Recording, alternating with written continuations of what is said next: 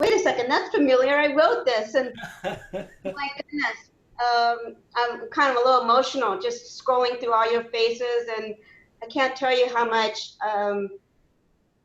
Wow, I even have to call my husband and say, please get a shot of this. This is a once in a lifetime kind of experience. This is my husband Jeremy, who's right here, I'm sure they and over our shoulder because this is kind of historic here, yeah, folks. yeah. Okay, I thanks just all you. I just Yeah. feel your effort coming through from your side of the country to where we are in California. And don't be surprised that when we finally do reunite, whenever that happens, that I might get a little emotional. And um, it, thank you so much for your effort. And Thank you for this wonderful piece. Yeah, we love it. We love it. So I would you like are very a couple questions about sort of some of the things sure. that we were thinking about.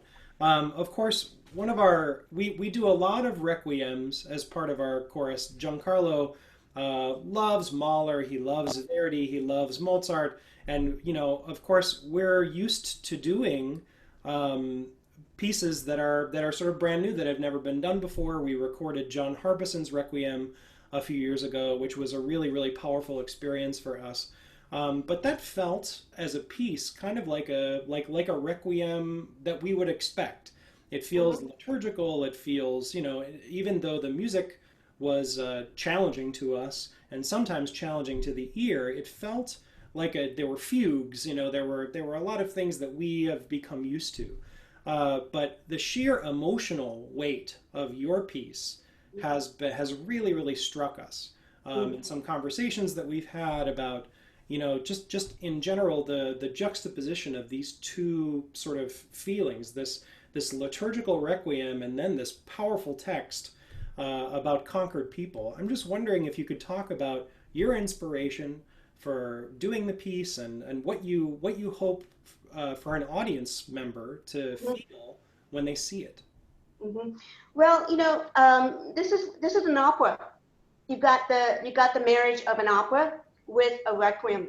So the grandeur and the profundity that you would expect to have in a requiem, I think, provides the proper kind of backdrop to the story. And there aren't very many greater cataclysmic human events than the conquest, which changed the world.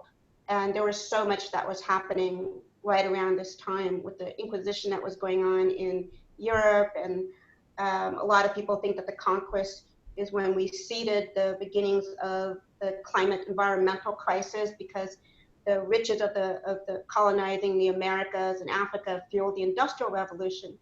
And that's what was the backdrop to technology and commerce. I mean, and here you have this woman, a native woman, who is witnessing continents clash. And I think, the stories of the actual people get forgotten when you look at these broad strokes of history, and you look out at the violence that comes ensuing human history. So Malinche herself was a real life figure, and the interpretation of what her life has meant has transformed many times over, where she's been variously vilified, or is a feminist hero, or is merely a sympathetic figure as a mother, as a wife, trying to survive and navigate this violently changing universe for herself. So I remember when I was approached by the Houston Symphony to write them a piece, and they said, we want to do something big. And I said, sure. And I said, well, I only have one requiem in me. I don't think I'm going to be writing two. I think I only have one. And I think I have a story that can carry the requiem. And I was transformed as a student by singing the Britain War Requiem. And even before I could articulate why that hit me so viscerally, it took me years to mature as a composer, to figure out why this piece was so viscerally and emotionally powerful. I think what I appreciated was you had this a more modern composer than Verdi and Mahler and Fauré, all the others that have written these amazing requiems that I love very dearly. But he owned this form by bringing this venerated form and welding it to a poet, commenting on experiences that touched him. I thought that was really audacious, and I also thought it was very necessary. So I always had that model would I get to the point in my life of maturity, possessing a skill set where I could see the form like a requiem and tell a story that I think resonates today. I do believe that if you look at many of the racial conflicts that we have in the world today and many of the tensions that we're going through right now in the United States, that they have roots that are very deep in the past, very, very deep in the past. We're still living these traumas in ever new ways. So, and I wanted to tell it in a human way. Um, so it was important for me to go to that emotional place that you're commenting on and to make it operatic. The choir is as important as the soloist. And sometimes requiems are not that way, but the choir are these sort of distant angels, you know. And yes, you have that also, but you're also very present and you're commenting and you're making very contemporary, these Latin liturgical texts that we sometimes forget were very immediate. They weren't that lofty, you know, as they came into existence. So when I was able to bring in my longtime collaborator, Nilo Cruz, I already had a sort of a storyline sketched out. I had too many characters. And that's his job as a playwright, is to understand how words are delivered on the stage. And so he came in, he said, I don't think we can do Cortez himself, a third soloist.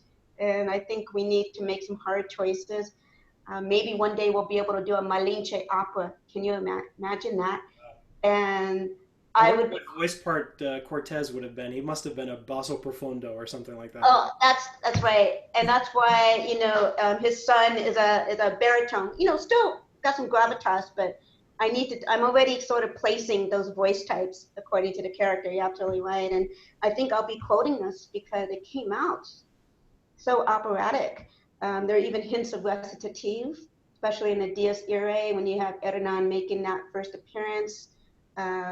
You have almost a hint of villagers around him that are commenting. Britain does that all the time, where he stacks up the voices, getting kind of gossipy or busy around him with the emotion and then subsiding.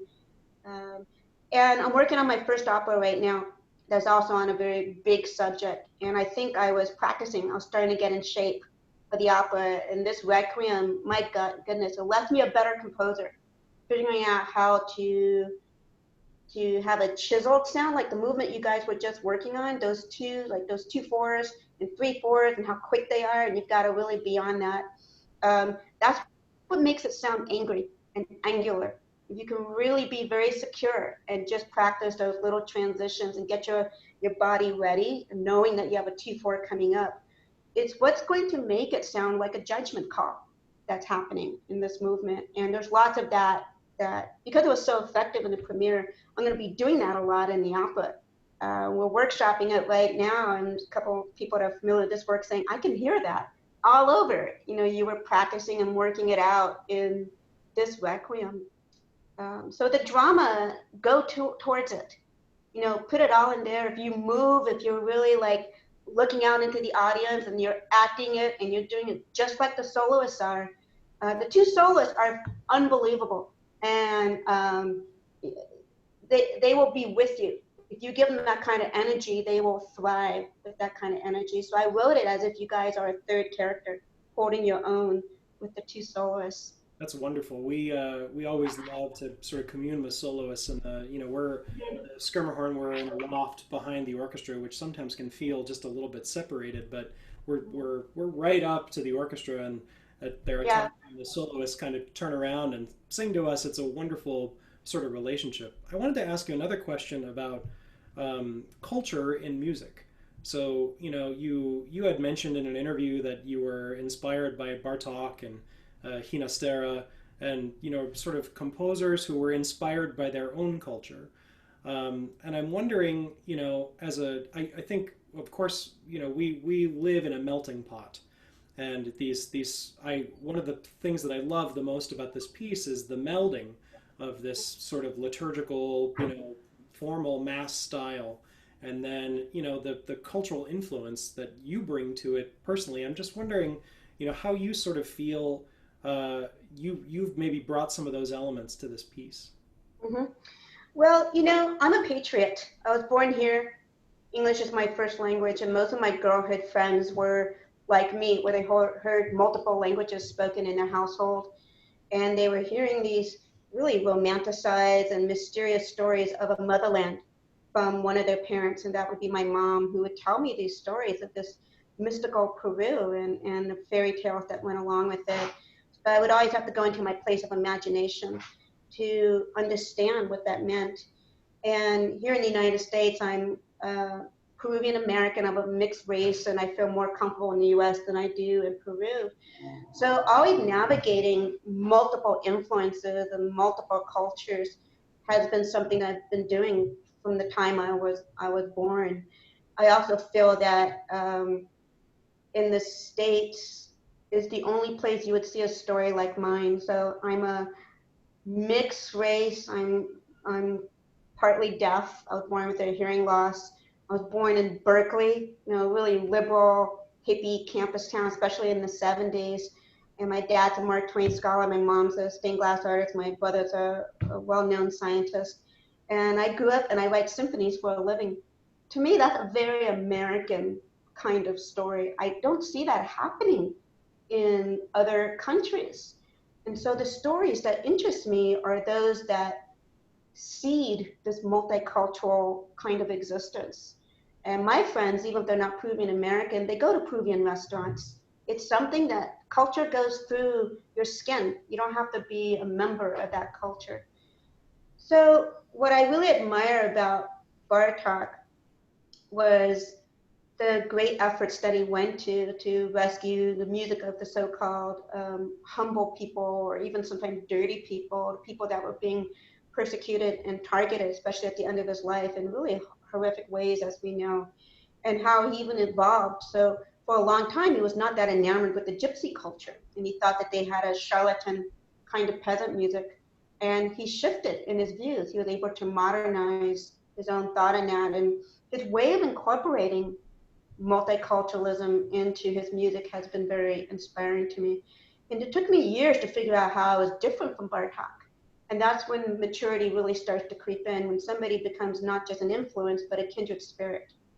And to realize that I'm not a Peruvian American Bartok, but that I could get a beer with the guy and sit and we would talk about his angle in and my angle in, and that can take writing requiems and string quartets and approaching other cultures too. So I've even though I mostly mine from Latin American idioms and take a diaspora view of it, or a child of an immigrant's view to it, which is different from a native Peruvian's view to it, I feel like you can always learn from trying your hand at other cultures and taking an angle in. That's wonderful. The soprano that will be singing with us, Jessica Rivera, was Oh yeah, the same soprano as sang on the Harbison Requiem. Harbison.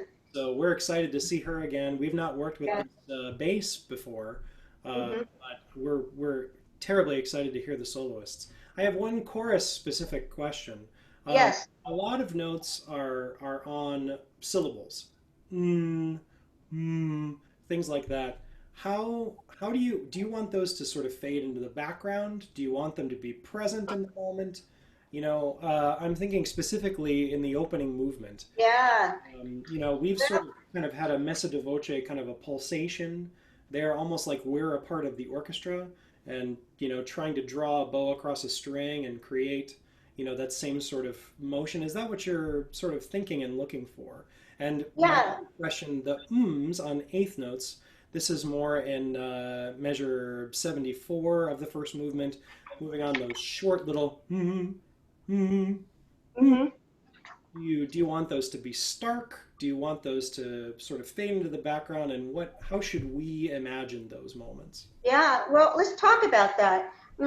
My impression of the is that it's very suggestive and emotional. So it can be like or if you're skeptical, or wise and sage, or you're horrified, you're surprised. And I've always noticed that a vocalization can carry so much emotion, and you don't always need a word behind it. So this first one, imagine when the Spaniards came to America and they see this new land that is unimaginable. They have never seen trees like this. I mean, they have never seen animals like this or wealth like this. And so this opening for me is when you can't distinguish between the voices and the instruments. It's this mystical land where you can't tell what is going on. So if you can really blend in with the strings, or even the audience is thinking, what is this sound? They can't tell if the strings are you or the choir or the strings. Already you put them in a different landscape. They're out of the concert hall. They're in something completely new. And composers, we need to be magicians in that way. We're always trying to knock the audience off kilter, to not be mechanical and to get transported. So this kind of sound, you'll be bolstered with these beautiful harp chords that come in, and marimbas, and it should almost feel like the heartbeat of the earth that is reacting to the human drama in there. So if you can be rich in your sound, I would try to be as present, not loud so much, but the strings they're going to sound very full here. So you're not going to want to be just background. You're going to hold your weight. And I can see Giancarlo, once he gets the two halves together, is going to try and balance and really get that going. So yes, you want a different color, and that's going to be automatic just by doing what you do. Then when we get to the next one, this one we may play around with a little bit. We tried a few different things at the premiere, so we're talking about 74, later when it's more active. So now it's more anguished, and Malinche is really confronting her her doubt about whether she was treacherous or not. Did she sell out her land? And so her emotion is going to be of more angst. So this is where you can do the we've tried a few different things. You might want to be prepared. I was talking with Giancarlo about that. Maybe these would be with a little gliss coming out. Tile on them. Yeah, exactly. Maybe we hang on to it and the gliss is at the end, or maybe you start moving the gliss through. We had a little bit of an issue with balance here, with it, even with a full body choir, it's a little soft. So we tried half section. That seemed to really work, or half section in the strings, not you guys, in the strings. So we tried in the performance. They didn't tell me, and I thought it was kind of effective, but it wasn't quite the right sound. I think one of the performances we tried whoop whoop, but it sounded a little too doo-woppy, a little too jazzy, and you could see some of the choir members were not quite convinced themselves. So as I got to know them, I could tell that they liked the other way better. So we were comparing that. It was a natural performance, and Chorus members would never do anything like that. They follow instructions totally 100%, right, guys?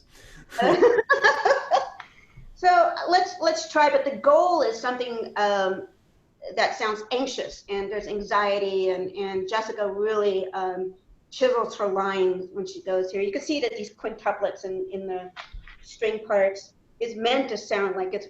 If it were positive, it would be rhapsodic, but it's a little bit chaotic. It's her emotions that are getting the better of her. I have one more specific question about that first, the Udex, which you heard, the Ingemisco, which is just the big groan. That Ingemisco. Do you want to straighten the sound down? I'm groaning. Oh, it's torment, and it should really. It's like they're dying, and oh God, forgive me, I'm crushed under the weight of the judgment. It should really be just really dramatic. You might even, the way you're just doing it now, that like this, as much as you can give there. The orchestra is very busy here, so you may want to think about that, whether you stick out a little bit through color and then kind of. I think, if the orchestra really undulates, the audience will almost feel seasick. Everything's tormented like that. But very much so. It's not polite here. Not at all. Well, we can't thank you enough for taking a little bit of time with us. It's just such a pleasure to meet you. We're so excited. Whenever this thing does happen, we're going to be ready. We're going to be chomping at the bit to get on this. We're just so it's just thrilling to have a chance to talk to you. And we can't wait to see you in person. We'll give you a big hug when we're allowed to. Oh my goodness! But thank you so much. I'm at your service. If you have other questions that come up, I'm here. I'm not going anywhere. So. Well, thank you so much for your time. Great to see you.